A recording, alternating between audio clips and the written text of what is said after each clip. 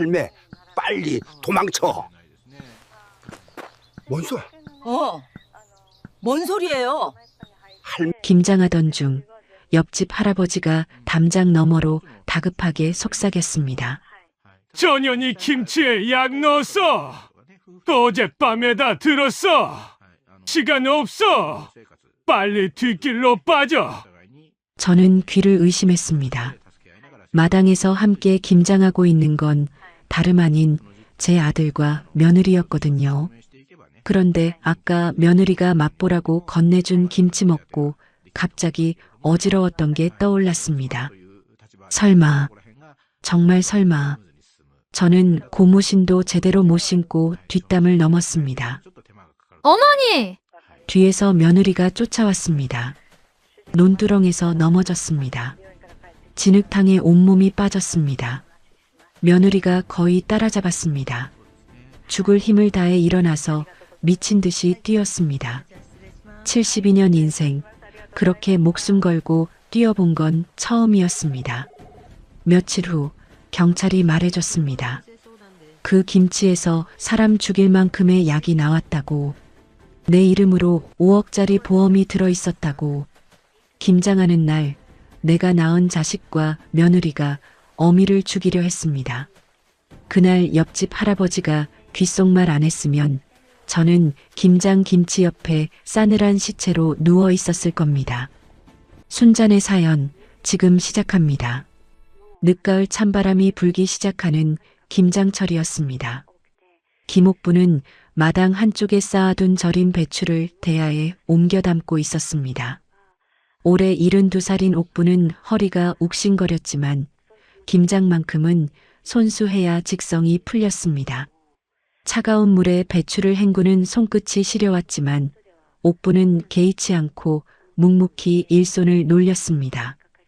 배추를 헹구다 말고 옥부는 문득 서울에 있는 손녀 생각이 났습니다. 손녀 박수진이가 대학을 졸업하고 취업 준비를 한다더니 통 연락이 없었습니다. 옥부는 대야에 손을 담근 채 먼 하늘을 바라보며 한숨을 내쉬었습니다. 수진이는 잘 있으려나. 혼잣말을 중얼거리는 옥분의 목소리에는 허전함이 묻어났습니다. 자식도 손녀도 모두 도시로 떠나고 시골집에 홀로 남은 지 벌써 5년째였습니다.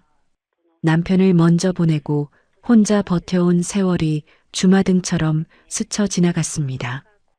그때 마당 앞 흙길에서 자동차 소리가 들려왔습니다. 옥분이 고개를 돌리자 익숙한 검은색 승용차 한 대가 집 앞에 멈춰 서는 것이 보였습니다. 차 문이 열리고 아들 박진수와 며느리 윤서연이 짐을 한아름 들고 내렸습니다. 어머니, 저희 왔어요. 며느리 윤서연이 환하게 웃으며 손을 흔들었습니다. 옥부는 젖은 손을 앞치마에 대충 훔치며 황급히 마당으로 나갔습니다.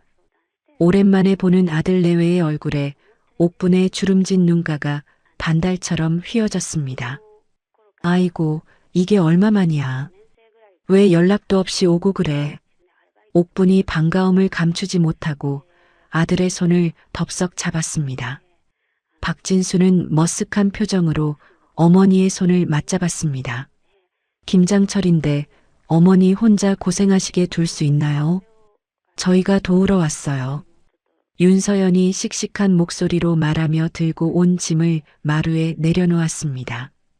배추, 무, 고춧가루, 젓갈까지 김장 재료가 한가득이었습니다.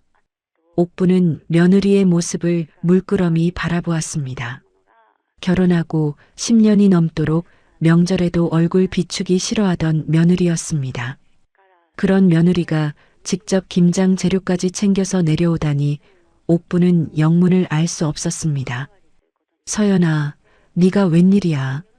시골 오는 거 싫어하더니. 옥분이 조심스럽게 물었습니다. 윤서연은 소매를 걷어붙이며 활짝 웃었습니다. 에이, 어머님. 그동안 제가 너무 못했어요. 이제 효도 좀 할게요. 며느리의 달라진 태도가 어색했지만 옥부는 괜히 마음 한구석이 따뜻해졌습니다. 오랜만에 온 가족이 함께하는 김장이라는 생각에 기분이 들떴습니다. 점심때가 다 되어 김장이 본격적으로 시작되었습니다. 옥부는 배추 사이사이에 양념을 바르고 윤서연은 옆에서 열심히 배추를 건네주었습니다. 박진수는 마당 한쪽에서 담배를 피우며 두 사람을 지켜보고 있었습니다. 옥부는 가끔 아들 쪽을 힐끔거렸습니다. 아들의 얼굴이 예전보다 많이 수척해 보여서 마음에 걸렸습니다. 진수야, 너 얼굴이 왜 그렇게 말랐어?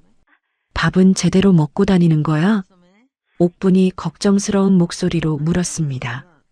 박진수는 피식 웃으며 담배 연기를 내뿜었습니다. 사업이 좀 바빠서 그래요. 걱정 마세요. 아들의 대답이 영 시원찮았지만 옥부는 더 이상 캐묻지 않았습니다. 김장이 한창 무르익을 무렵 윤서연이 갓 버무린 김치를 한 조각 집어들었습니다.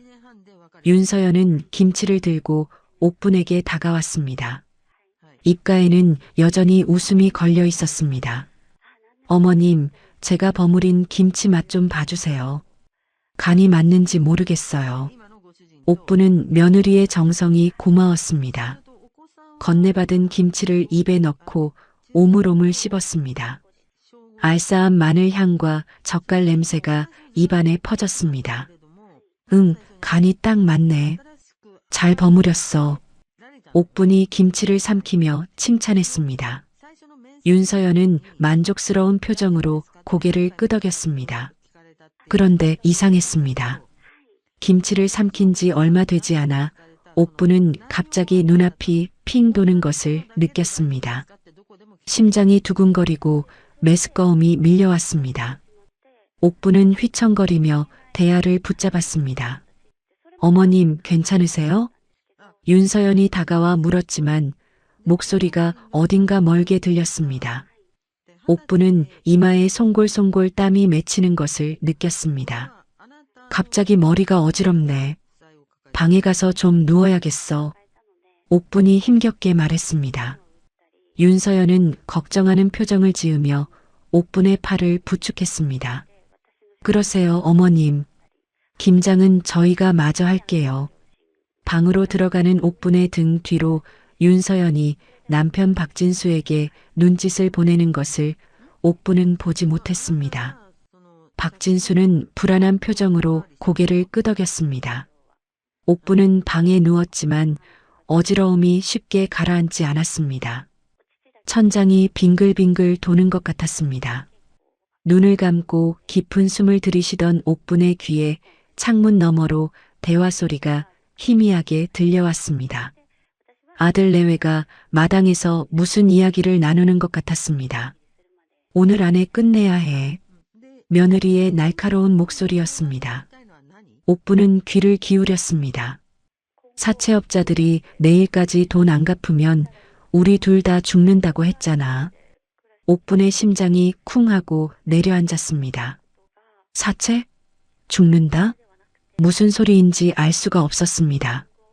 옥부는 불안한 마음에 힘겹게 몸을 일으켰습니다. 머리가 지끈거렸지만 가만히 누워 있을 수가 없었습니다. 옥부는 비틀거리며 뒷마당 쪽으로 향했습니다. 그때 담장 너머에서 다급한 손짓이 보였습니다. 옆집 할아버지 최용기였습니다. 최용기는 주위를 두리번거리며 옥분을 급하게 불렀습니다. 옥분이, 이리 와봐, 빨리. 옥분은 어지러운 몸을 이끌고 담장 가까이 다가갔습니다. 최용기는 옥분의 귀에 바짝 대고 떨리는 목소리로 속삭였습니다. 할매, 빨리 도망쳐. 어젯밤에 저놈들이 보험 어쩌고 하는 소리를 들었는데 설마 했어. 옥부는 영문을 모르겠다는 표정으로 최용기를 바라보았습니다. 근데 오늘 아침에 또 들었어. 김치에 약 넣었다고 전현이 전화로 그러더라고. 확실해. 옥부는 귀를 의심했습니다. 김치에 약을 넣었다고? 내 며느리가? 용기 씨, 그게 무슨... 시간 없어. 빨리 뒷길로 빠져. 최용기의 눈빛이 절박했습니다. 옥부는 방금 먹은 김치 후에 찾아온 어지러움이 떠올랐습니다. 그리고 창문 너머로 들렸던 며느리의 차가운 목소리가 귓가에 맴돌았습니다. 등골이 서늘해졌습니다. 결혼 초에 며느리가 자신에게 무시당했다며 원망하던 눈빛이 스쳐 지나갔습니다. 설마, 정말 설마. 최용기의 다급한 눈빛을 마주한 옥부는 온몸이 얼어붙는 것 같았습니다. 머릿속이 하얘지고 심장이 미친 듯이 뛰었습니다. 믿고 싶지 않았습니다.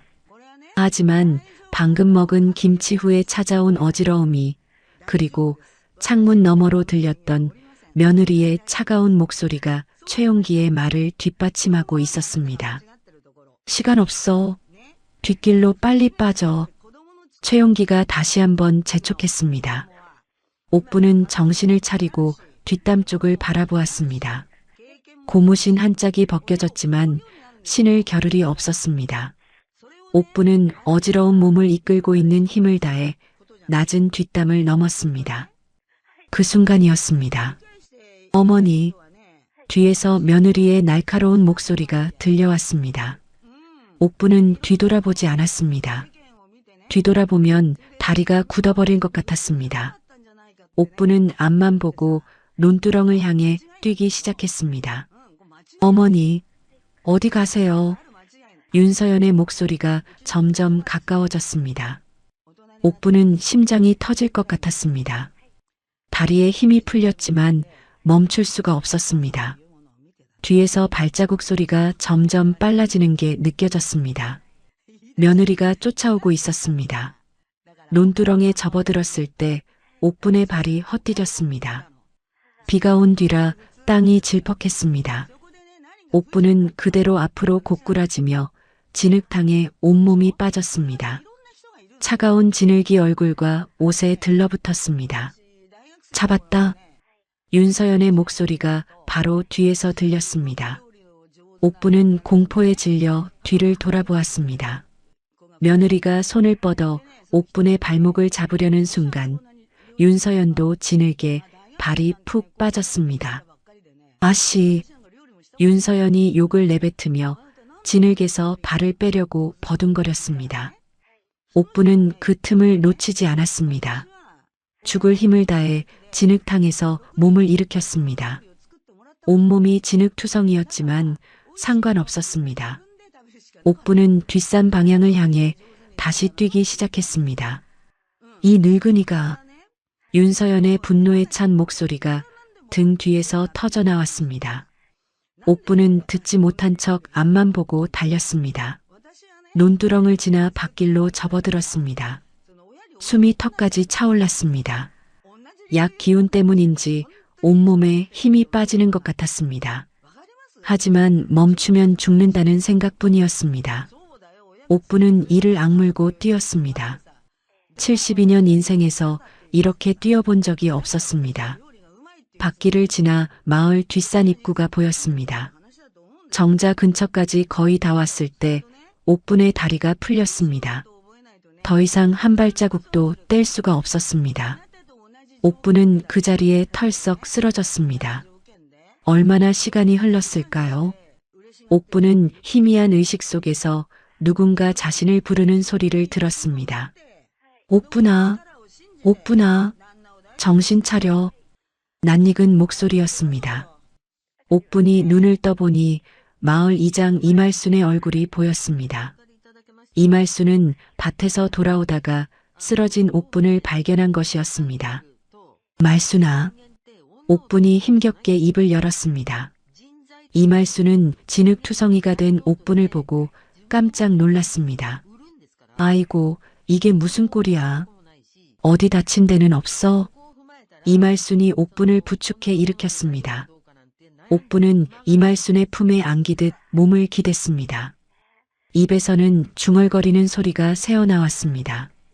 아들이, 며느리가, 김치에 나를 죽이려.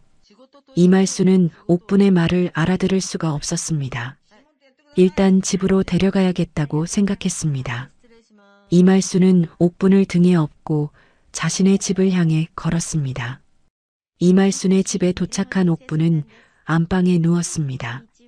이말순이 따뜻한 물수건으로 옥분의 얼굴에 묻은 진흙을 닦아주었습니다. 옥부는 의식이 오락가락하는 상태에서 계속 같은 말을 되풀이했습니다. 김치에 약을 며느리가. 이말순은 고개를 갸웃거리며 옥분의 이마에 손을 얹었습니다. 열이 있는 것 같지는 않았습니다. 다음 날 아침이 되어서야 옥부는 겨우 정신을 차렸습니다.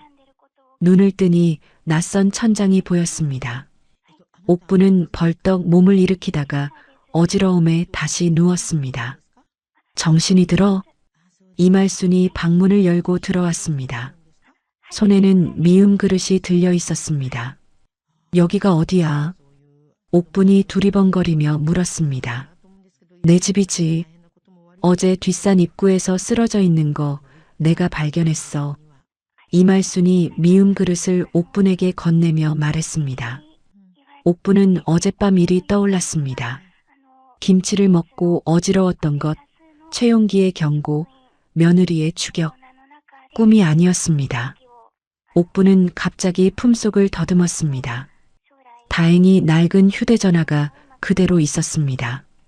옥분은 떨리는 손으로 전화기를 꺼내 손녀 박수진의 번호를 눌렀습니다. 신호가 갔습니다.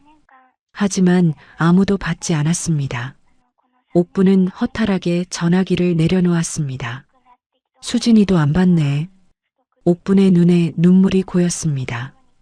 이말순은 옥분 옆에 앉으며 조심스럽게 물었습니다. 옥분아, 대체 무슨 일이야? 어제 네가 하던 말이 무슨 뜻이야? 옥분은 깊은 한숨을 내쉬었습니다. 그리고 천천히 어제 있었던 일을 이야기하기 시작했습니다. 최용기가 전해준 말, 김치를 먹은 뒤 찾아온 어지러움, 며느리가 쫓아온 상황까지. 이말순은 처음에는 믿기 어렵다는 표정이었습니다. 설마 내 며느리가 그랬겠어? 무슨 오해가 있는 거 아니야? 이말순이 반신반의하며 말했습니다. 옥부는 고개를 저었습니다. 나도 믿기 싫어. 하지만 내 몸이 느꼈어. 그 김치 먹고 바로 이상해졌다고. 옥분의 얼굴은 여전히 핏기가 없었습니다. 손도 미세하게 떨리고 있었습니다. 이말순은 옥분의 상태를 보며 심상치 않은 일이 벌어졌음을 직감했습니다. 한편 그 시각 마을에서는 박진수가 동네 이곳저곳을 돌아다니고 있었습니다. 혹시 우리 어머니 못 보셨어요? 어제 저녁부터 갑자기 안 계셔서요. 박진수는 걱정 가득한 표정으로 마을 사람들에게 물었습니다. 영락없는 효자의 모습이었습니다. 마을 사람들은 고개를 저으며 못 봤다고 대답했습니다. 윤서연은 옥분의 집에 남아 있었습니다. 윤서연은 약을 넣은 김치를 찾으려 했습니다. 하지만 김장 김치가 여러 통에 나뉘어 담겨 있어서 어느 것인지 구분이 되지 않았습니다. 전부 버리자니 시간이 없고 누군가 눈치챌 수도 있었습니다. 윤서연은 혀를 차며 김치통들을 그대로 두었습니다. 얼마 후 박진수가 이말순의 집 앞에 나타났습니다. 이말순은 마당에서 빨래를 널다가 박진수를 발견했습니다. 심장이 덜컥 내려앉았지만 티를 내지 않았습니다. 이장님, 혹시 우리 어머니 못 보셨어요? 박진수가 다가와 물었습니다. 이말순은 태연하게 대답했습니다. 어머니? 아니, 못 봤는데. 왜 무슨 일 있어? 어제 저녁부터 갑자기 안 계셔서요. 너무 걱정돼서 찾고 있어요. 박진수의 말투는 걱정스러워 보였습니다. 하지만 이말순은 그 눈빛이 어딘가 차갑다는 것을 느꼈습니다. 박진수는 이말순의 집안을 힐끔힐끔 훑어보았습니다. 혹시 집에 오시면 연락 좀 해주세요. 박진수가 말하고 돌아섰습니다. 이말순은 박진수의 뒷모습이 사라질 때까지 자리를 지켰습니다. 해가 지고 어둠이 내렸습니다. 이말수는 옥분을 데리고 몰래 최용기의 집을 찾아갔습니다. 최용기는 두 사람을 보자 황급히 안으로 들였습니다. 다 들었어. 낮에 그 아들놈이 돌아다니며 어머니 찾더라고. 최용기가 낮은 목소리로 말했습니다. 옥분이 최용기의 손을 잡았습니다. 용기 씨, 어젯밤에 뭘 들은 거야? 자세히 말해줘. 최용기는 잠시 뜸을 들이더니 입을 열었습니다. 어젯밤에 담장 너머에서 내 며느리가 전화하는 소리를 들었어. 보험이 어쩌고 내일 김장할 때 하면 된다고 하더라고. 그때는 설마 했지. 최용기가 말을 이었습니다. 근데 오늘 아침에 또 들었어. 김치에 약 넣었다고. 그리고 이런 말도 했어. 최용기가 옥분을 바라보며 말했습니다. 시어머니, 그년이 결혼 초에 나한테 한 짓 생각하면 이 정도는 당연하다고. 옥분의 얼굴이 창백해졌습니다. 이말순이 옥분의 손을 꼭 잡았습니다. 옥분의 눈에서 눈물이 주르륵 흘러내렸습니다. 최용기의 증언을 들은 옥분은 한동안 말을 잇지 못했습니다. 눈물이 멈추지 않았습니다. 이말순이 옥분의 등을 토닥이며 달랬습니다. 옥분아, 일단 경찰에 신고하자. 이건 보통 일이 아니야. 옥분은 고개를 끄덕였습니다. 이말순은 바로 파출소에 전화를 걸었습니다. 다음 날 오전 면소재지 파출소에서 경찰이 찾아왔습니다. 옥분은 그동안 있었던 일을 처음부터 끝까지 진술했습니다. 김치를 먹고 어지러웠던 것, 최용기가 전해준 말, 며느리가 쫓아온 상황까지 경찰은 수첩에 열심히 받아 적었습니다. 하지만 경찰의 대답은 옥분의 기대와 달랐습니다. 할머니, 마음은 이해하는데요. 지금 상태로는 수사가 어렵습니다. 젊은 경찰이 난처한 표정으로 말했습니다. 실제로 피해를 입은 것도 아니고 증거가 없잖아요. 옆집 어르신 말만으로는. 옥분은 가슴이 답답해졌습니다. 그럼 내가 죽어야 수사를 해준다는 거야?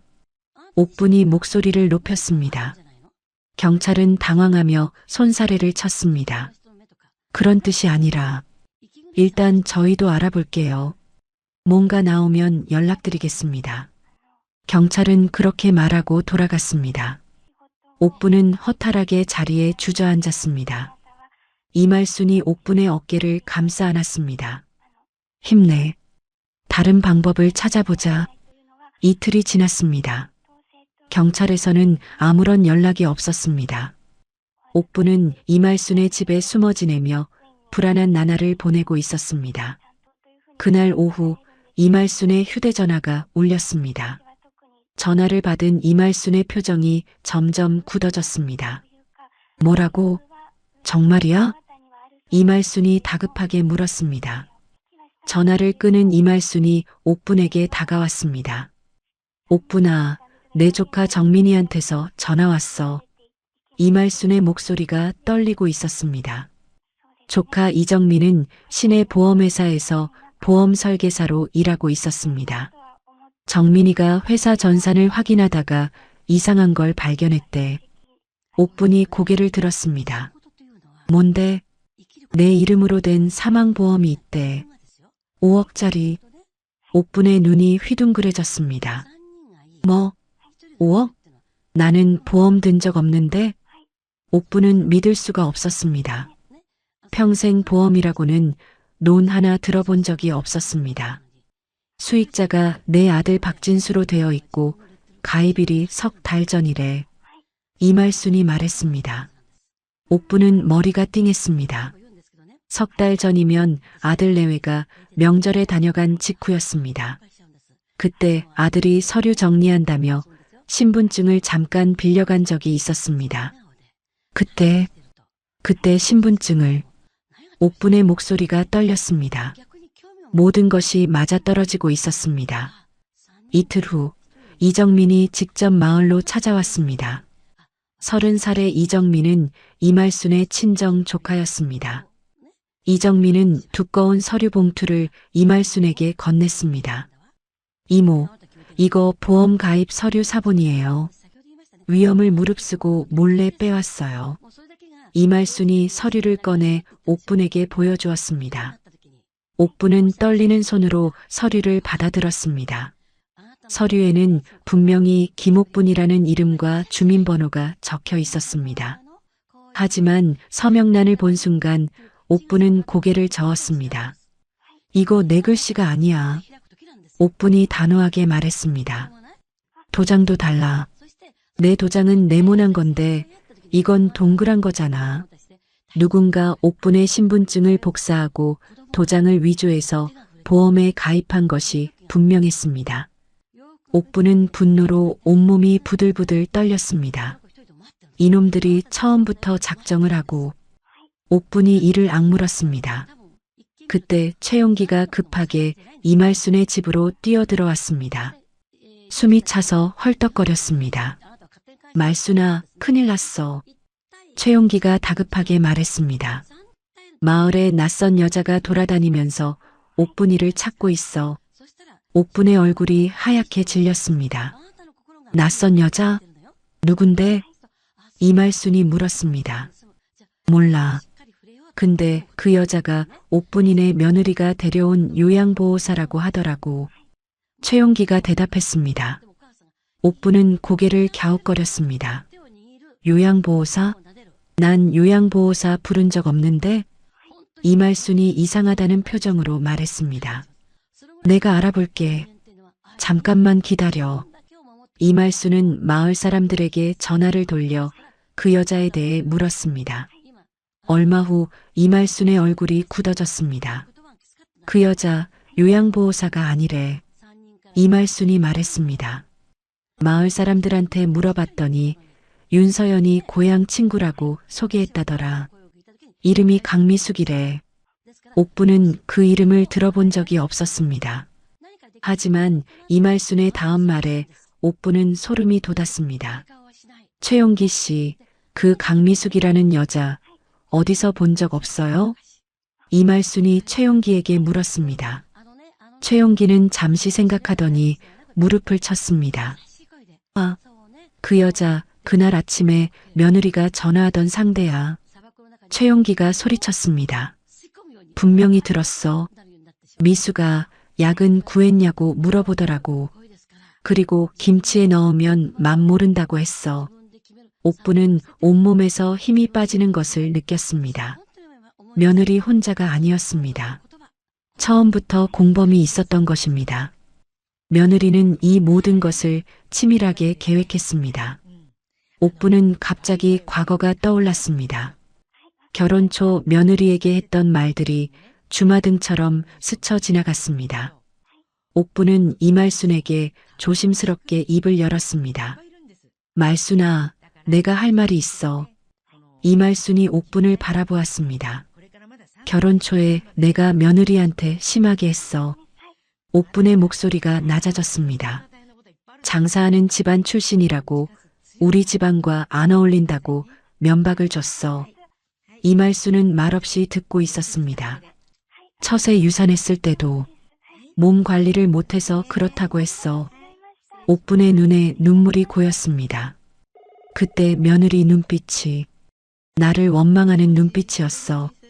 그게 지금까지. 옥분이 말을 잇지 못하고 울먹였습니다. 이말순이 옥분의 손을 꼭 잡았습니다. 옥분아, 네가 잘못한 것도 있어. 하지만 그렇다고 사람을 죽이려 해? 이말순이 단호하게 말했습니다. 그건 절대 용서받을 수 없는 일이야. 지금 중요한 건 증거를 더 모으는 거야. 옥분은 고개를 끄덕였습니다. 이말순의 말이 맞았습니다. 지금은 과거를 후회할 때가 아니었습니다. 그날 밤 이말순의 집 마당에서 이상한 소리가 들렸습니다.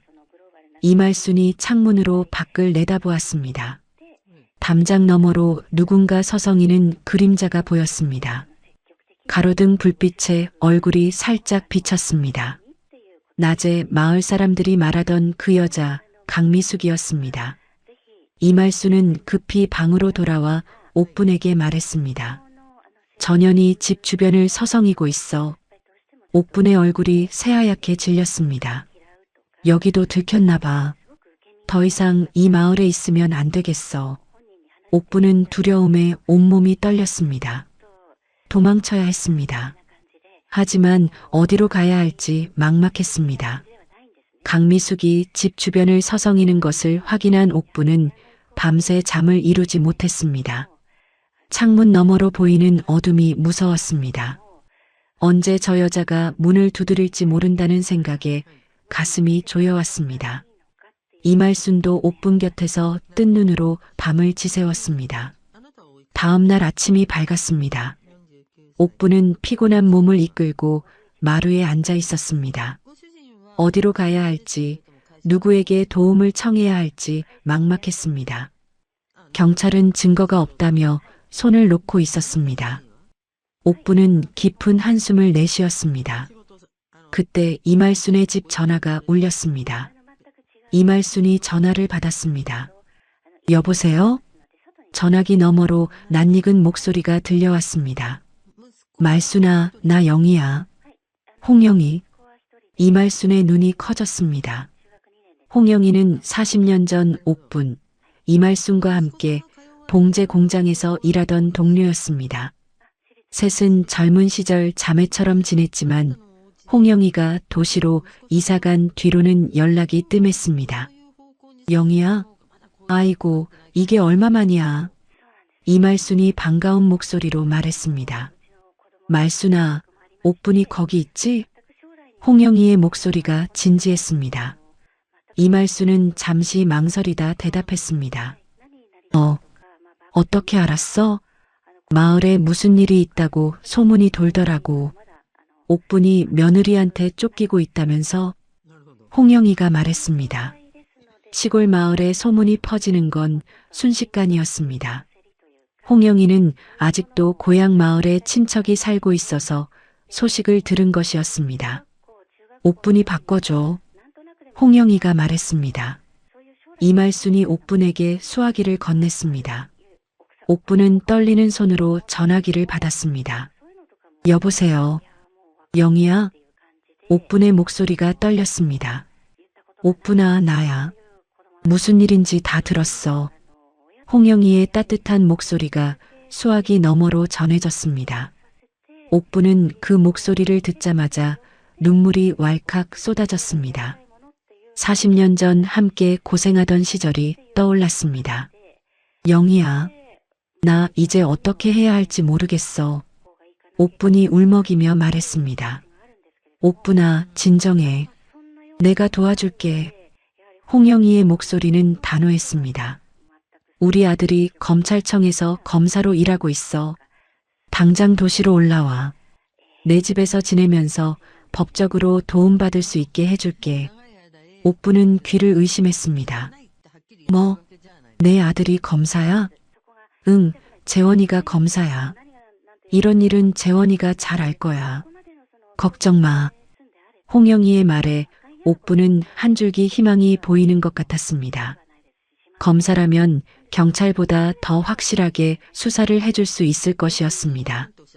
영희야, 정말 고마워.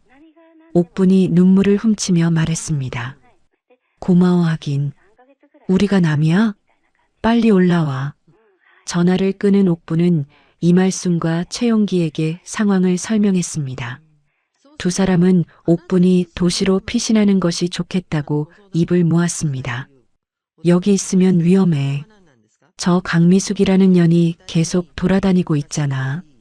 최용기가 말했습니다.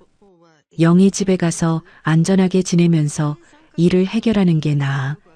이말순도 고개를 끄덕였습니다. 옥분은 결심했습니다. 도시로 가기로. 그날 밤 옥분은 짐을 꾸렸습니다. 챙길 것이 별로 없었습니다. 낡은 옷가지 몇 벌과 신분증, 그리고 이정민이 가져다 준 보험 서류 사본이 전부였습니다. 옥분은 서류 봉투를 품에 꼭 안았습니다. 이것이 자신을 살릴 유일한 증거였습니다. 새벽 4시 이말순의 경운기가 조용히 시동을 걸었습니다. 옥분은 경운기 뒷자리에 몸을 웅크렸습니다. 하늘에는 아직 별이 떠 있었습니다. 칼바람이 볼을 스쳤지만 옥부는 개의치 않았습니다. 꽉 잡아. 출발한다. 이말순이 낮은 목소리로 말하고 경운기를 몰았습니다. 경운기는 덜컹거리며 어둠 속을 달렸습니다. 마을을 빠져나와 읍내로 향하는 길이었습니다. 얼마쯤 달렸을까요? 이말순이 백미러를 보다가 인상을 찌푸렸습니다. 옥분아, 뒤에 차가 따라오는 것 같아. 옥분이 뒤를 돌아보았습니다. 멀리서 헤드라이트 불빛이 보였습니다. 검은색 승용차 한 대가 뒤를 쫓아오고 있었습니다. 박진수의 차였습니다. 어떻게? 옥분이 다급하게 소리쳤습니다. 이말수는 이를 악물었습니다. 걱정 마. 이 동네 길은 내가 눈 감고도 달려. 이말수는 갑자기 핸들을 꺾어 좁은 샛길로 들어섰습니다. 경운기가 덜컹거리며 농로를 달렸습니다. 뒤따라오던 승용차는 좁은 길을 보고 잠시 멈칫했습니다. 이말수는 농로와 바퀴를 번갈아 달렸습니다. 어둠 속에서 길을 찾아 달리는 것은 쉽지 않았습니다. 하지만 이말수는 이 길을 수십 년간 다녀왔습니다. 경운기는 비틀거리면서도 앞으로 나아갔습니다. 한참을 달리고 나서야 뒤에 불빛이 사라졌습니다. 이말수는 안도의 한숨을 내쉬었습니다. 휴, 따돌린 것 같아. 옥분도 가슴을 쓸어내렸습니다. 목숨이 왔다 갔다 하는 순간이었습니다. 새벽 5시 반 읍내 버스터미널에 도착했습니다. 첫 차 버스가 막 출발 준비를 하고 있었습니다. 이말순이 옥분의 손을 꼭 잡았습니다. 조심해서 가. 도착하면 꼭 연락하고. 옥분은 이말순을 꼭 껴안았습니다. 말순아, 고마워. 네가 없었으면 난 벌써. 옥분이 말을 잇지 못하고 울먹였습니다. 이말순이 옥분의 등을 토닥였습니다. 울긴. 빨리 가. 버스 놓치겠다. 옥분은 손을 흔들며 버스에 올랐습니다. 버스가 출발하고 터미널이 점점 멀어졌습니다. 옥분은 창밖으로 손을 흔드는 이말순을 바라보다가 눈물을 훔쳤습니다. 3시간 후 옥분은 도시 버스터미널에 도착했습니다. 터미널 앞에서 홍영이가 손을 흔들며 기다리고 있었습니다. 머리에 흰서리가 내렸지만 40년 전 그 얼굴이 그대로였습니다. 옥분아. 홍영이가 달려와 옥분을 껴안았습니다. 옥분은 친구의 품에 안겨 펑펑 울었습니다. 서럽고 억울한 마음이 한꺼번에 터져나왔습니다. 됐어. 이제 괜찮아.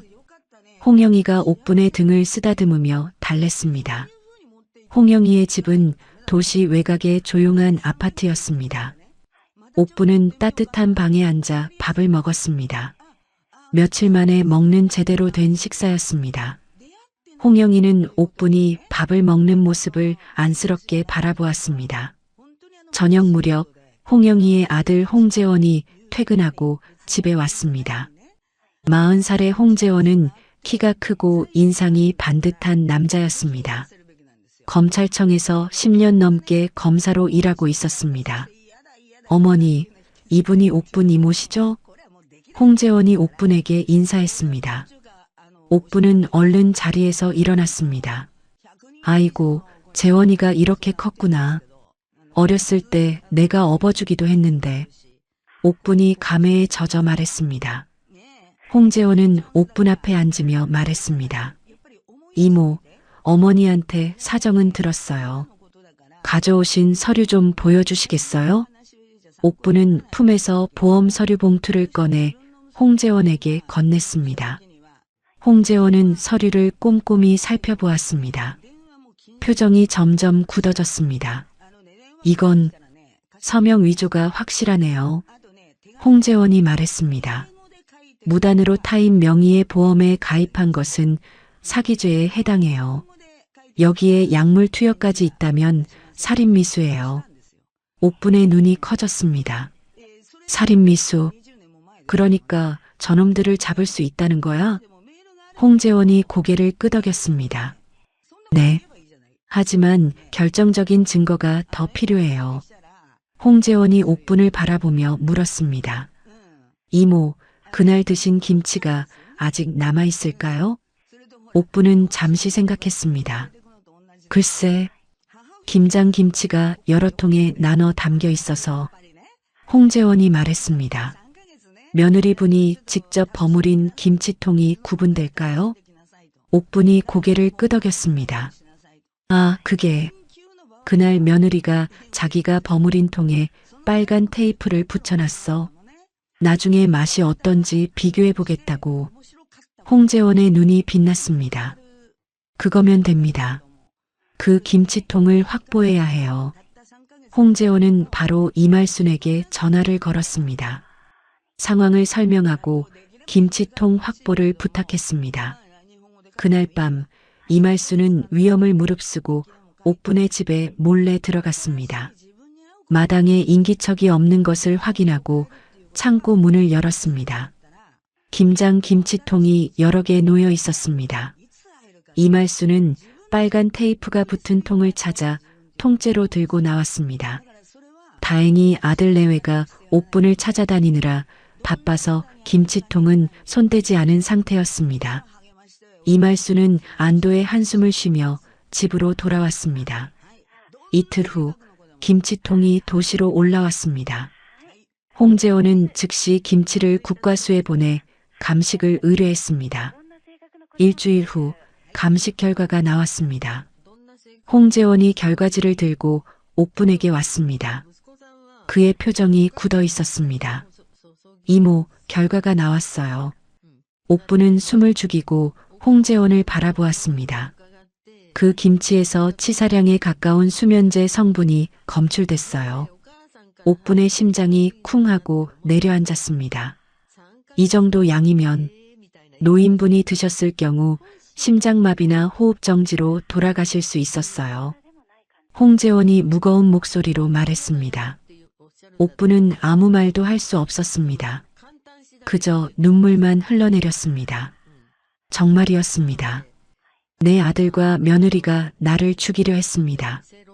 김장 김치에 약을 넣어서 김치에서 치사량의 수면제가 검출되었다는 감식 결과가 나온 후 상황은 급변했습니다. 검사 홍재원은 즉시 수사에 착수했습니다. 보험 서류의 서명 위조, 국과수 감식 결과, 그리고 최용기의 증언까지 모든 증거가 갖춰졌습니다. 감식 결과가 나온 지 3일 후 검찰은 체포영장을 발부받았습니다. 며느리 윤서연, 공범 강미숙, 그리고 아들 박진수, 세 사람 모두 살인미수 및 보험사기 혐의로 긴급 체포되었습니다.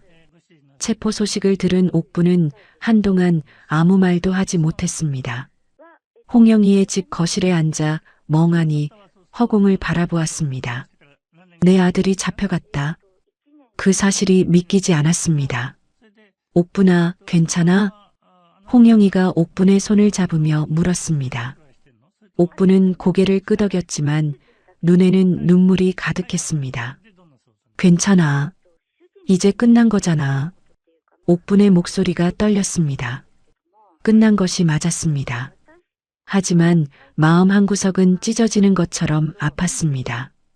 며칠 후 홍재원이 옥분을 찾아왔습니다. 조사 결과를 전하기 위해서였습니다. 홍재원의 표정은 무거웠습니다.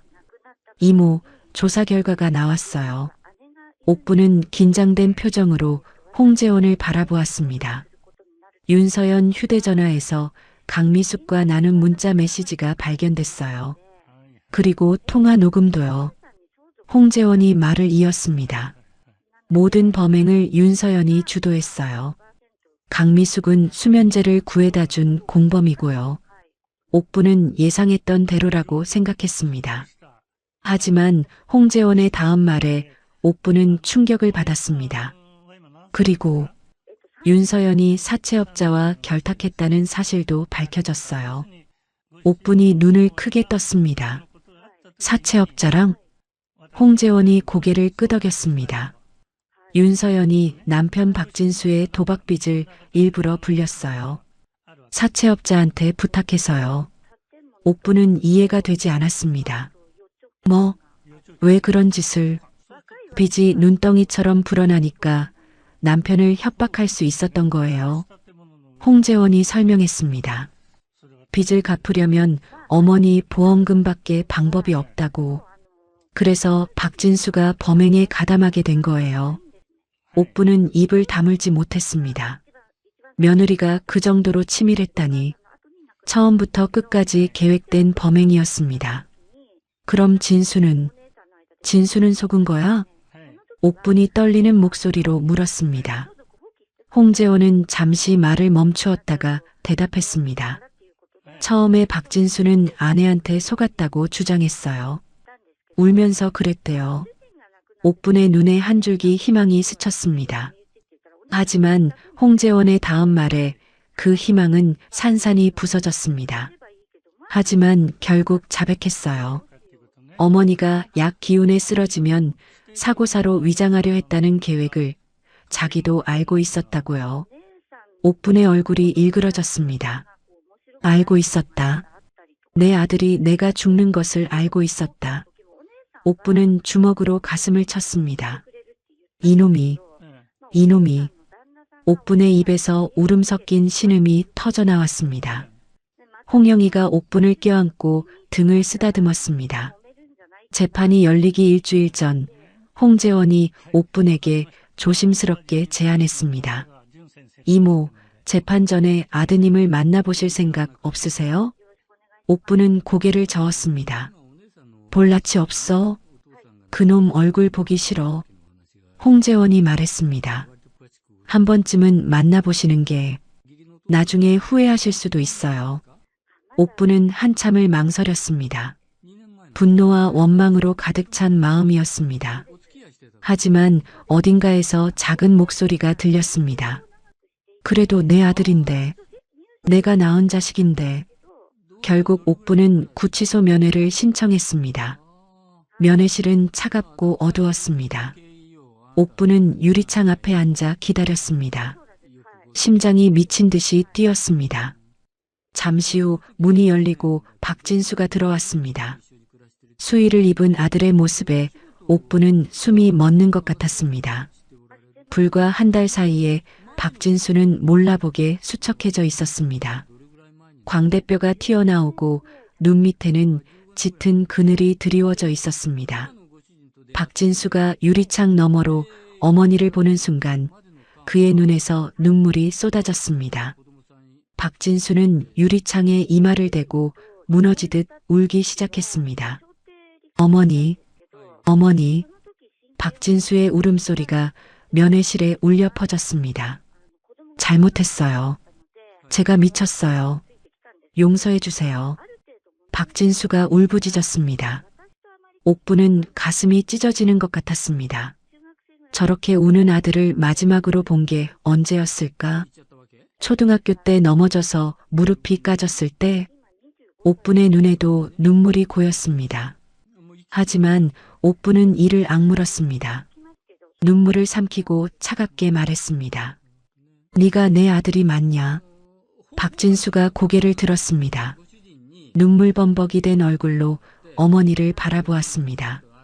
어머니, 내가 너 낳을 때 3일 밤낮을 알았어. 젖 먹이느라 밤잠 설치고 등골 빠지게 일해서 대학까지 보냈어. 옥분의 목소리가 떨렸습니다. 근데 네가 나한테 한 게 뭐야? 김치에 약을 넣어? 돈 몇 푼에 애미를 죽여? 박진수가 바닥에 머리를 찢듯 고개를 숙였습니다. 죽을 죄를 지었어요. 어머니, 옥부는 더 이상 말을 잇지 못했습니다. 자리에서 벌떡 일어났습니다. 뒤돌아보지 않고 면회실을 나왔습니다. 뒤에서 아들의 울부짖는 소리가 들렸지만 옥부는 멈추지 않았습니다. 면회실 복도에서 옥부는 벽에 기대어 한참을 울었습니다. 세상에 이런 일이 있을 수가 있을까? 내가 낳은 자식이 나를 죽이려 하다니. 옥부는 하늘이 무너지는 것 같았습니다. 드디어 재판 날이 되었습니다. 법정에는 많은 사람들이 모여 있었습니다. 옥부는 증인석에 앉았습니다. 맞은편에는 수의를 입은 아들과 며느리, 그리고 강미숙이 앉아 있었습니다. 재판장이 옥분에게 질문했습니다. 증인, 그날 무슨 일이 있었는지 말씀해 주시겠습니까? 옥분은 떨리는 목소리로 그날 있었던 일들을 증언하기 시작했습니다. 김장을 하던 날 며느리가 건넨 김치, 갑자기 찾아온 어지러움, 옆집 할아버지의 경고, 가리고 목숨을 건 도망. 옥분이 증언하는 동안 방청석에서는 탄식과 한숨 소리가 터져 나왔습니다. 윤서연은 고개를 숙인 채 꼼짝도 하지 않았습니다. 박진수는 눈물을 흘리며 어머니를 바라보았습니다. 옥분의 증언이 끝난 후 최용기와 이말순도 증인석에 올랐습니다. 최용기는 담장 너머에서 들은 대화를 상세히 증언했습니다. 이말순은 쓰러진 옥분을 발견한 상황과 이후 있었던 일들을 설명했습니다. 검찰은 증거들을 하나하나 제시했습니다. 위조된 보험 서류, 국과수 감식 결과, 문자 메시지와 통화 녹음, 모든 증거가 피고인들의 범행을 가리키고 있었습니다. 마지막으로 검찰이 구형을 했습니다. 피고인 윤서연에게 징역 15년, 피고인 강미숙에게 징역 8년, 피고인 박진수에게 징역 7년을 구형합니다. 법정이 술렁였습니다. 윤서연의 얼굴이 새하얗게 질렸습니다. 박진수는 고개를 떨구고 어깨를 들썩이며 울었습니다. 일주일 후 판결이 내려졌습니다. 재판부는 범행의 계획성과 잔인함을 인정했습니다. 윤서연에게 징역 14년, 강미숙에게 징역 7년, 박진수에게 징역 6년이 선고되었습니다. 거의 구형대로였습니다. 판결이 끝나고 옥부는 홍영희, 이말순과 함께 법원 복도로 나왔습니다. 길고 긴 싸움이 끝났다는 생각에 다리에 힘이 풀렸습니다. 그때였습니다. 어머님, 뒤에서 다급한 목소리가 들렸습니다. 옥분이 뒤를 돌아보았습니다. 교도관에게 양팔을 잡힌 채 끌려가던 윤서연이 갑자기 몸을 비틀어 빠져나왔습니다. 그리고 옥분 앞으로 달려와 무릎을 꿇었습니다. 어머님, 제발 살려주세요. 윤서연이 바닥에 엎드려 울부짖었습니다. 한 번만 용서해 주세요. 항소심에서 선처해달라고 말씀해 주세요. 윤서연의 얼굴은 눈물과 콧물로 범벅이 되어 있었습니다. 머리카락이 헝클어지고 눈은 충혈되어 있었습니다. 며칠 전까지 시어머니를 죽이려 했던 여자의 모습이 아니었습니다. 옥부는 바닥에 엎드린 며느리를 차갑게 내려다보았습니다.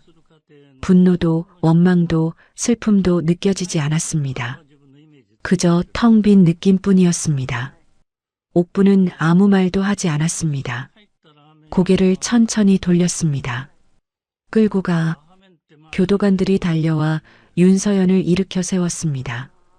윤서연은 끌려가면서도 계속 소리쳤습니다. 어머님, 어머님, 제발. 그 목소리가 점점 멀어졌습니다. 옥부는 뒤돌아보지 않았습니다. 홍영희와 이말순이 옥분의 양옆에 섰습니다. 두 사람이 옥분의 손을 꼭 잡았습니다. 옥분은 친구들의 손을 잡고 천천히 법원을 빠져나왔습니다. 법원 밖으로 나오자 햇살이 눈부시게 쏟아졌습니다. 옥부는 하늘을 올려다보았습니다. 길고 긴 악몽이 끝났습니다. 재판이 끝나고 두 달이 흘렀습니다. 옥부는 시골집으로 돌아왔습니다. 오랜만에 밟는 마당 흙이 낯설게 느껴졌습니다. 집안 구석구석에는 먼지가 쌓여 있었습니다. 옥부는 며칠에 걸쳐 집안을 청소하고 정리했습니다. 악몽 같았던 기억들이 조금씩 희미해져 갔습니다. 이말순과 최용기가 자주 찾아와 말동무가 되어주었습니다.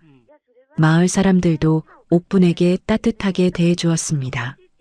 아무도 그날 있었던 일을 입에 올리지 않았습니다. 그저 평범한 일상처럼 대해주는 것이 옥분에게는 큰 위로가 되었습니다. 어느 날 오후 옥분은 마당에서 무청을 다듬고 있었습니다. 햇살이 따뜻했습니다. 바람이 불 때마다 나뭇잎이 바스락거렸습니다. 옥분은 오랜만에 마음이 편안했습니다. 그때 최용기가 급히 담장 너머로 고개를 내밀었습니다. 표정이 심상치 않았습니다. 옥분아, 잠깐 나와봐. 옥분은 무청을 내려놓고 담장 쪽으로 다가갔습니다. 왜 그래? 무슨 일이야? 최용기가 목소리를 낮추며 말했습니다.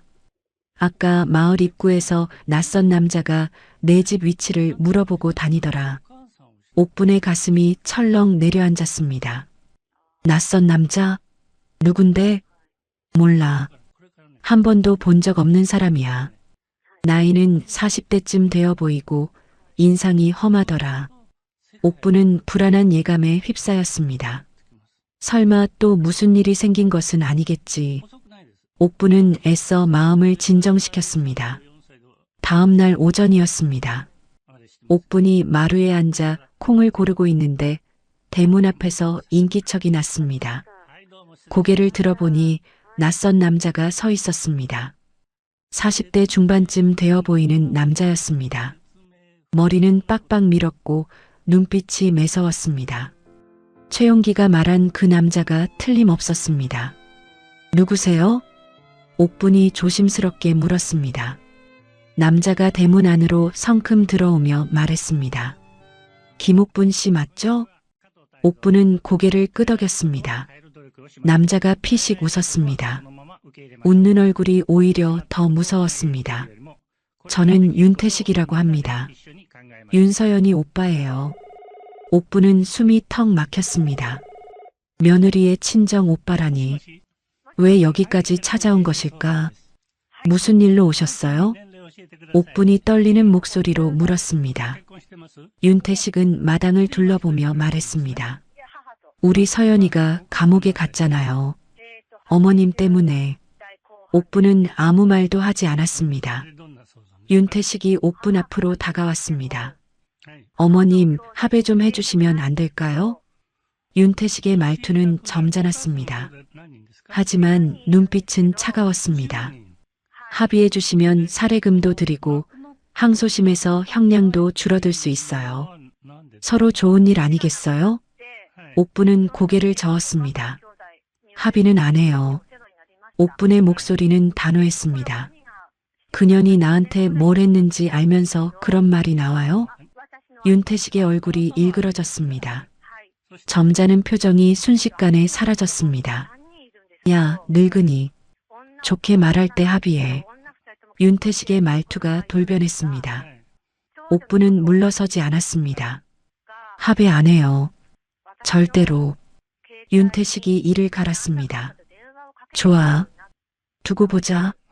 이 마을에서 평생 편하게 살 수 있을 것 같아? 윤태식은 그 말을 남기고 대문을 박차고 나갔습니다. 옥분은 다리가 후들거렸습니다. 그 자리에 털썩 주저앉았습니다. 다음 날 아침이었습니다. 옥분은 눈을 뜨고 마당으로 나갔습니다. 그리고 그 자리에 얼어붙었습니다. 마당 한가운데에 무언가가 놓여 있었습니다. 다가가서 보니 닭이었습니다. 목이 잘린 닭. 피가 마당 바닥에 번져 있었습니다. 옥분은 비명을 질렀습니다.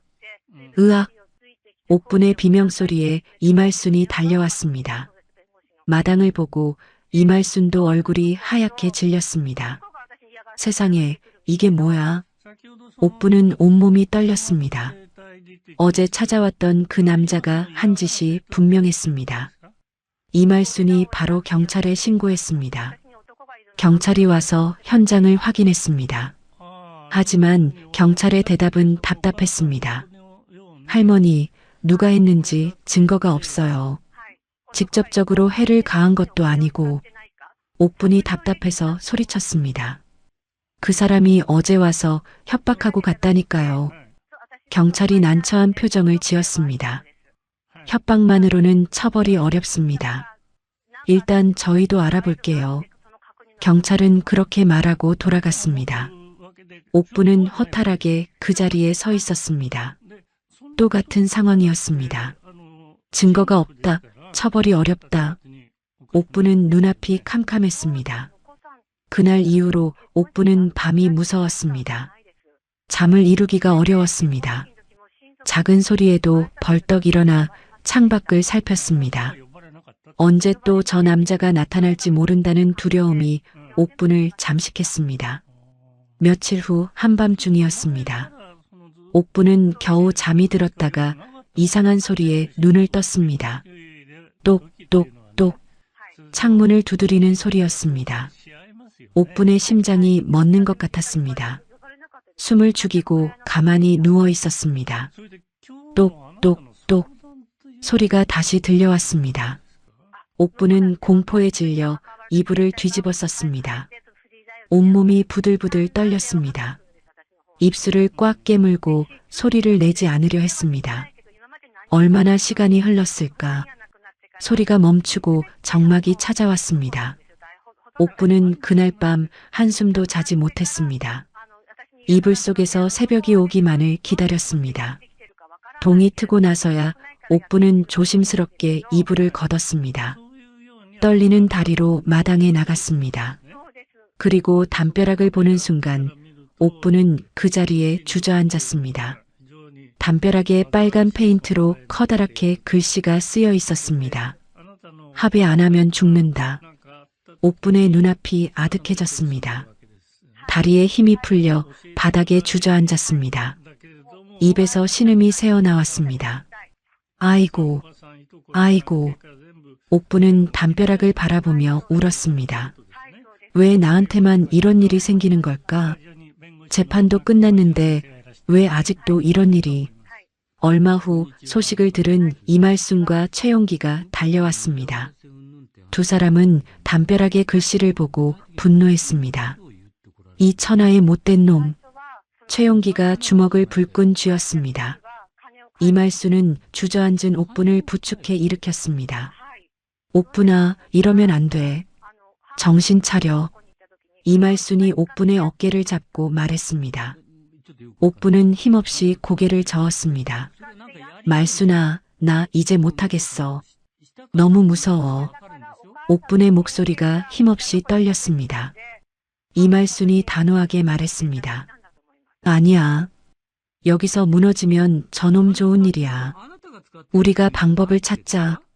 최용기가 무릎을 쳤습니다. 맞아. 내 아들 준호가 경비업체에서 일해. 그놈한테 연락해 볼게. 카메라도 설치하고 경비도 세우자. 옥부는 두 친구를 바라보았습니다. 김장날 도망칠 때도 도시로 피신할 때도 이 두 사람이 옆에 있었습니다. 옥부는 눈물을 닦았습니다. 고마워. 정말 고마워. 옥분이 두 친구의 손을 잡았습니다.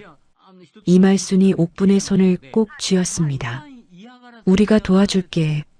이번에도 버텨내자. 옥분은 고개를 끄덕였습니다. 두려움이 아직 가시지 않았습니다. 하지만 혼자가 아니라는 것이 힘이 되었습니다. 옥분은 천천히 자리에서 일어났습니다. 이를 악물고 담벼락을 바라보았습니다. 저 빨간 글씨가 눈에 불이 났습니다. 저놈, 내 손으로 꼭 감옥 보내겠어. 옥분이 낮은 목소리로 말했습니다. 두 주먹을 불끈 쥐었습니다. 이번에도 반드시 이겨내겠다고 다짐했습니다. 협박 문구가 적힌 다음 날 최용기의 아들 최준호가 마을에 도착했습니다. 최준호는 35살의 건장한 청년이었습니다. 경비업체에서 10년 넘게 일한 베테랑이었습니다. 그와 함께 경비업체 동료 2명도 왔습니다. 최준호는 옥분의 집을 둘러보며 고개를 끄덕였습니다. 할머니, 걱정 마세요. 저희가 확실하게 잡아드릴게요. 최준호가 자신감 있게 말했습니다. 옥분은 고마운 마음에 눈물이 핑 돌았습니다. 고맙다, 준호야. 내 아버지가 연락해줘서 정말 다행이야. 옥분이 최준호의 손을 잡으며 말했습니다. 최준호와 동료들은 바로 작업에 들어갔습니다. 담장 4곳에 감시 카메라를 설치했습니다. 대문 앞, 뒷담, 마당, 창고 쪽, 어느 방향에서 접근해도 다 찍히게끔 설치했습니다. 이 카메라는 야간에도 선명하게 찍혀요. 어둠 속에서도 얼굴까지 나와요. 최준호가 설명했습니다. 옥부는 신기한 듯 카메라를 바라보았습니다. 카메라 설치가 끝나고 최준호와 동료들은 교대로 야간 경비를 서기로 했습니다. 낮에는 마을에서 지내고 밤에는 옥분의 집 근처에서 잠복하기로 했습니다. 이말순도 가만히 있지 않았습니다. 마을 청년회에 연락해 야간 순찰을 강화했습니다. 마을 청년 5-6명이 밤마다 돌아가며 마을을 순찰하기로 했습니다. 옥분이 집 근처에 수상한 사람 보이면 바로 연락해라. 이말순이 청년들에게 당부했습니다. 청년들은 고개를 끄덕였습니다. 마을 전체가 옥분을 지키기 위해 하나가 되었습니다. 옥분은 고마운 마음에 가슴이 뭉클했습니다. 평생 자식을 위해 살았지만 정작 자신을 지켜주는 것은 이웃들이었습니다. 첫째 날 밤이 지나갔습니다. 아무 일도 없었습니다. 둘째 날 밤도 마찬가지였습니다. 윤태식은 나타나지 않았습니다. 포기한 건가? 옥분이 조심스럽게 말했습니다. 최준호가 고개를 저었습니다. 아직 방심하시면 안 돼요. 이런 놈들은 기회를 노리고 있다가 불쑥 나타나요. 최준호의 말이 맞았습니다. 셋째 날 새벽 2시였습니다. 옥분은 방에서 잠들어 있었습니다. 최준호와 동료 한 명은 옥분의 집에서 100m쯤 떨어진 곳에 차를 대고 잠복해 있었습니다.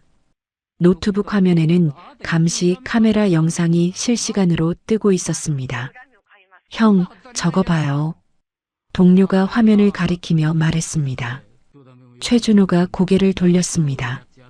화면에 검은 옷을 입은 남자가 담장 쪽으로 다가오는 것이 보였습니다. 남자는 주위를 두리번거리더니 담장을 넘기 시작했습니다. 잡았다.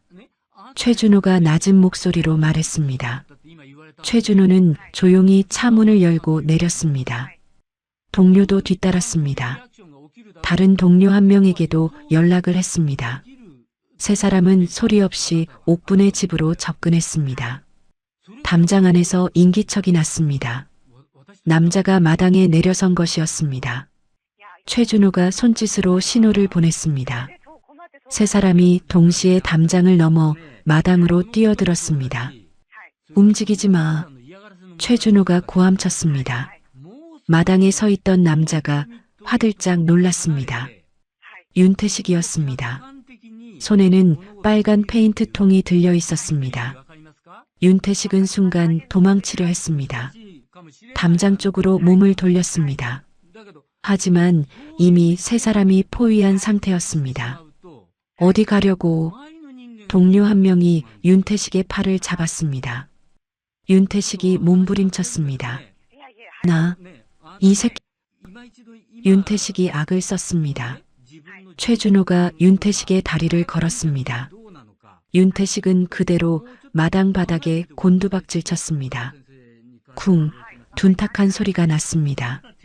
꼼짝 마. 움직이면 다쳐. 최준호가 윤태식의 등을 누르며 말했습니다. 동료들이 윤태식의 양팔을 꺾어 잡았습니다. 윤태식은 바닥에 얼굴을 대고 꼼짝도 못했습니다. 소란의 옥분이 잠에서 깨어 마당으로 나왔습니다. 마당에 제압당해 있는 윤태식을 보고 옥분은 눈이 휘둥그레졌습니다. 이게 무슨... 옥분이 더듬거렸습니다. 최준호가 말했습니다. 할머니 잡았어요. 이놈이 담장 넘어서 들어오는 거 다 찍혔어요.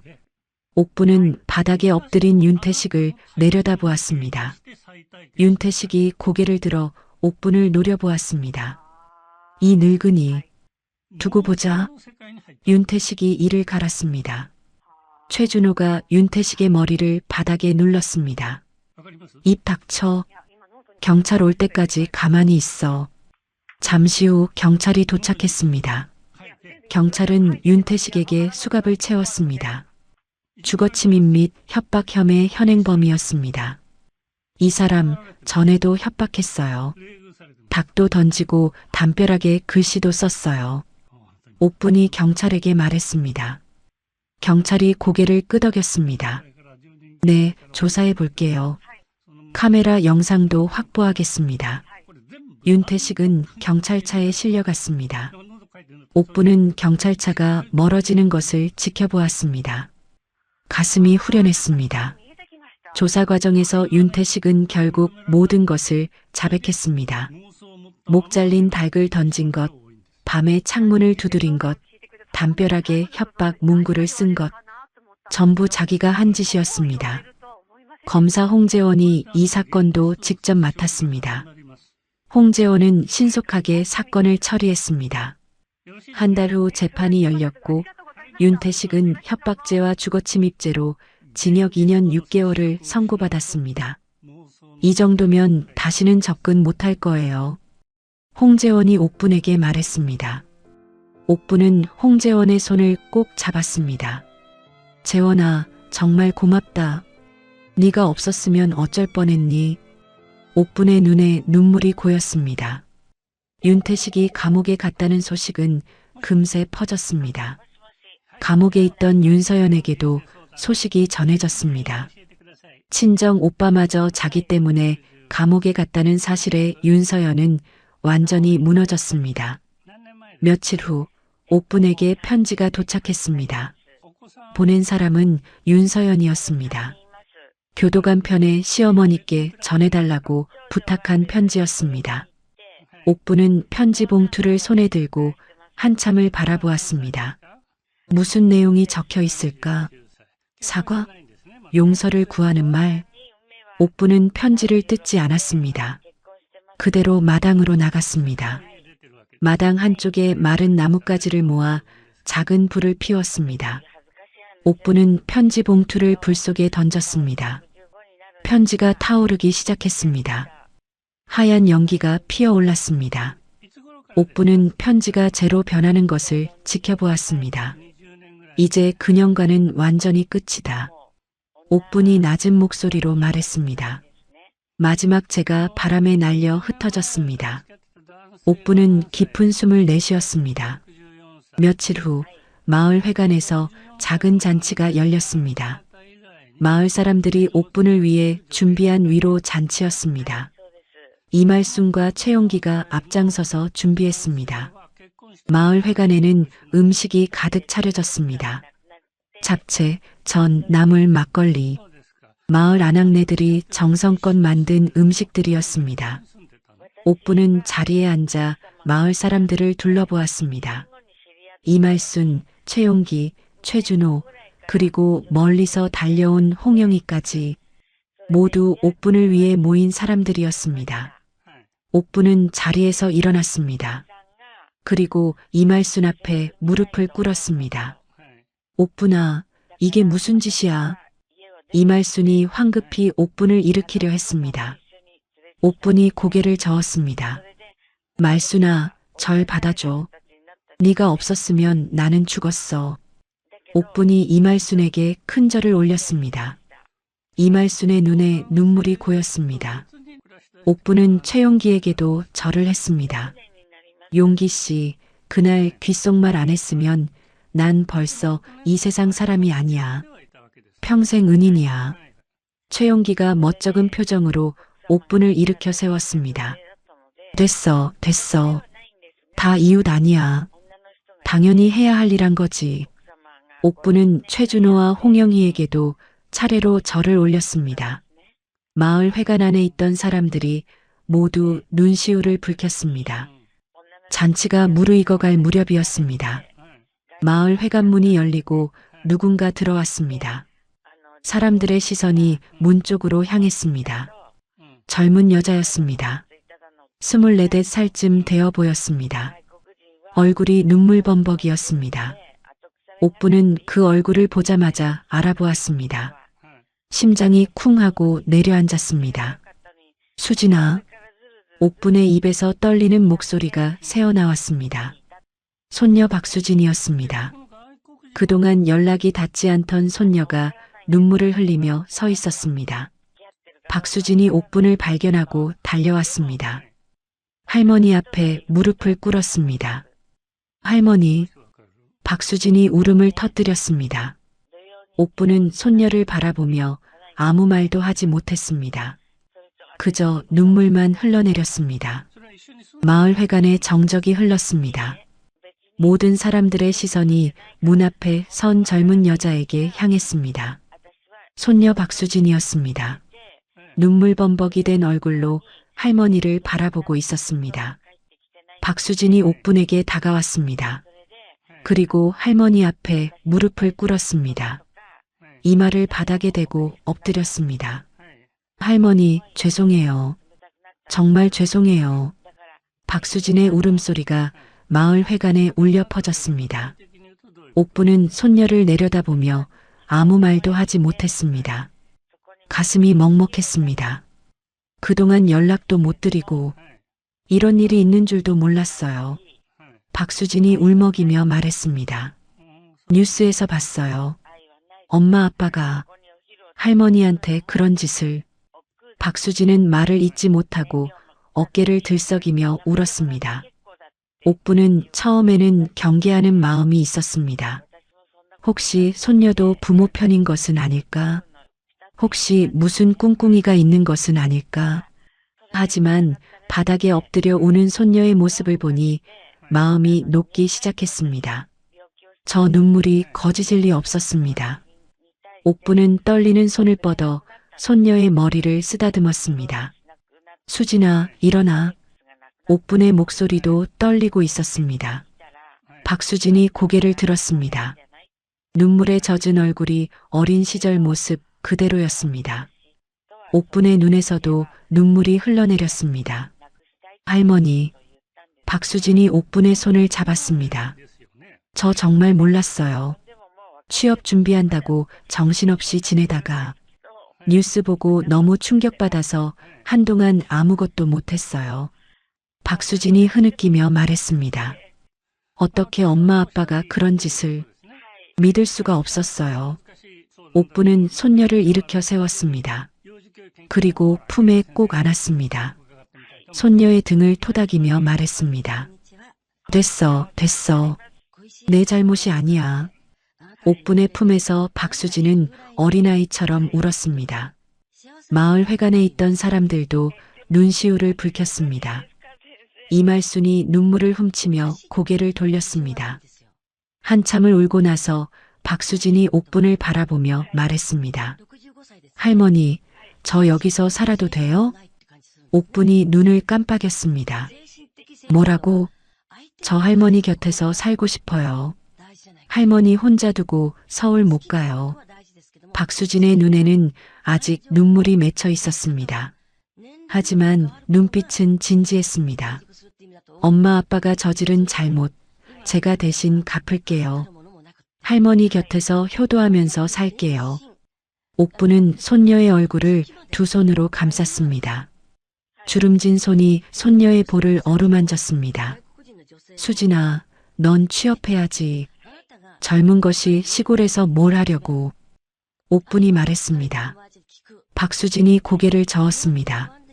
취업은 나중에 해도 돼요. 지금은 할머니가 더 중요해요. 옥부는 손녀를 바라보았습니다. 아들은 자신을 죽이려 했습니다. 하지만 손녀는 자신 곁에 있겠다고 했습니다. 옥부는 말없이 손녀를 다시 끌어안았습니다. 1년이 흘렀습니다.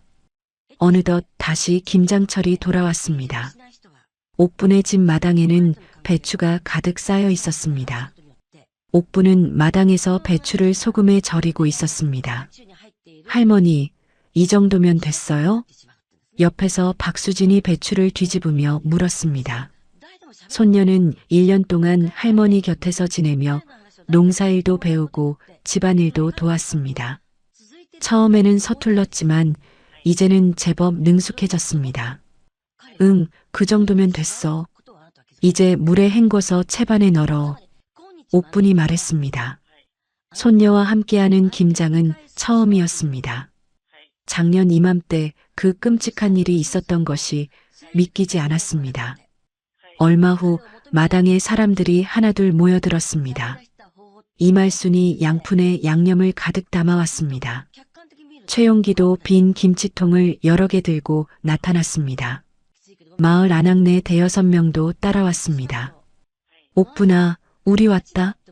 이말순이 씩씩하게 외쳤습니다. 옥분의 얼굴에 환한 웃음이 번졌습니다. 어이구, 다들 고마워. 어서 와. 사람들이 마당에 둘러앉았습니다. 김장이 본격적으로 시작되었습니다. 배추에 양념을 바르고 김치통에 차곡차곡 담았습니다. 마당에는 웃음소리가 끊이지 않았습니다. 이말순이 옥분 옆에 앉으며 말했습니다. 옥분아, 작년 이맘때 생각하면 아직도 아찔해. 옥분이 고개를 끄덕였습니다. 그러게, 작년 이맘때는 목숨 걸고 도망치고 있었는데 최용기가 양념을 버무리며 끼어들었습니다. 내가 그날 귓속말 안 했으면 큰일 날 뻔했어. 최용기가 농담처럼 말했습니다. 옥분이 최용기를 바라보며 말했습니다. 용기 씨, 그 귓속말이 내 목숨 살렸어. 평생 은인이야. 옥분의 목소리는 진심이 담겨 있었습니다. 최용기가 멋쩍게 웃었습니다. 됐어, 됐어. 자꾸 그러면 쑥스러워. 사람들이 웃음을 터뜨렸습니다. 마당에 웃음꽃이 피어났습니다. 박수진이 양념을 버무리다가 손에 묻은 고춧가루를 털며 말했습니다. 할머니, 내년에는 제가 양념 만들어 볼게요. 이제 좀 할 수 있을 것 같아요. 옥분이 손녀를 흐뭇하게 바라보았습니다.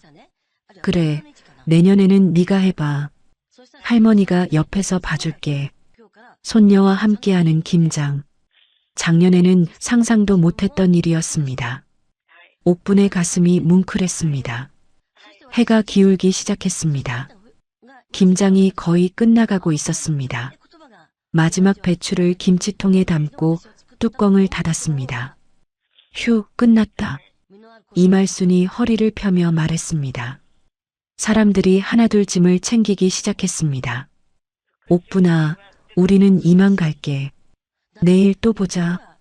이말순이 손을 흔들었습니다.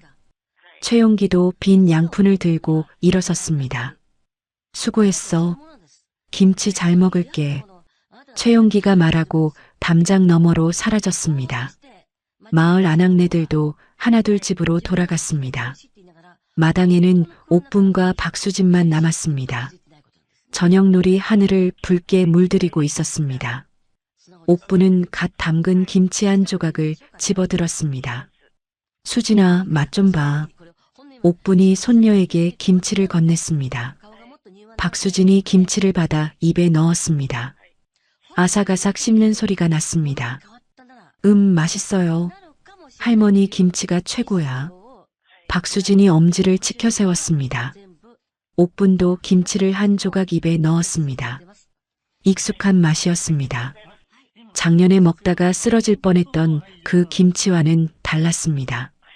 옥분은 손녀의 손을 잡았습니다. 수진아, 네가 와주지 않았으면 할머니는 정말 외로웠을 거야. 옥분의 목소리가 떨렸습니다. 박수진이 할머니의 손을 꼭 쥐었습니다. 할머니, 이제 제가 평생 곁에 있을게요. 절대 혼자 안 둘게요. 손녀의 말에 옥분은 눈물이 핑 돌았습니다. 하지만 슬픈 눈물이 아니었습니다. 고맙고 행복한 눈물이었습니다. 밤이 깊어졌습니다. 손녀는 안방에서 잠이 들었습니다. 옥분은 자신의 방에 누워 창밖을 바라보았습니다. 창문 너머로 별이 총총히 떠 있었습니다. 옥분은 지난 1년을 되돌아보았습니다. 김장하던 날 목숨을 건 도망, 도시에서의 숨어 지내기, 기나긴 재판, 그리고 며느리 오빠의 협박까지 너무나 힘든 시간이었습니다. 하지만 그 시간 속에서 옥부는 깨달았습니다. 평생 자식을 위해 살았지만 정작 자신을 지켜준 것은 자식이 아니었습니다. 옆집 할아버지 최용기, 오랜 친구 이말순, 봉제 공장 동료 홍영희, 이웃과 친구들이 목숨을 걸고 자신을 지켜주었습니다. 그리고 이제는 손녀가 곁에 있었습니다. 부모의 죄를 대신 갚겠다며 찾아온 손녀. 옥부는 더 이상 혼자가 아니었습니다. 옥부는 조용히 눈을 감았습니다. 마음이 평온했습니다. 내일도 해가 뜨면 일어나서 손녀와 밥을 지을 것입니다. 이웃들과 인사를 나눌 것입니다. 그렇게 하루하루를 감사하며 살아갈 것입니다. 창밖에서 바람이 불어왔습니다. 나뭇잎이 바스락거리는 소리가 들렸습니다. 옥부는 그 소리를 들으며 편안하게 잠이 들었습니다. 작년 김장철, 옥부는 죽을 뻔했습니다. 올해 김장철, 옥부는 다시 살아났습니다. 옆집 할아버지의 귓속말 한마디가 목숨을 살렸습니다. 그리고 이웃들의 사랑이 삶을 지켜주었습니다. 김옥분의 마당에는 내년에도 배추가 쌓일 것입니다. 손녀와 함께, 이웃들과 함께, 그렇게 김장은 계속될 것입니다. 삶도 계속될 것입니다. 경로당 문이 벌컥 열리더니